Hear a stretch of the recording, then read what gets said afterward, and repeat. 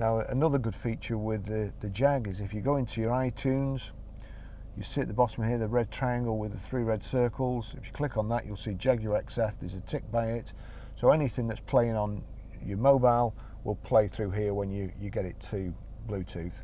But for argument's sake, if Jag's not tick, just tick it. Then we go to menu. You've got here audio video. Click on audio video, and then if I turn this up, there you go. Just turn it down a second, wait for it to come back up. You'll see it's showing what's playing, and you can fast forward. If you're wanting another system, or if this system, if it's not playing from your phone through the audio system, what you need is my music here. I'll just take it off. I'll put it on something else. Put it on DVD.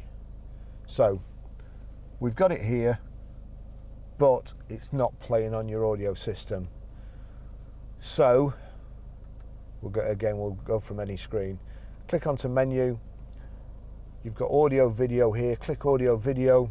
Then my music, the plus next to my music. If you click that, you've got DVD, iPod, stored CDs, USB, Barry's phone. We'll just do that again because I've timed out. So Barry's phone. Click on that, and there you go. That will be playing if I turn it up. That's how you do that.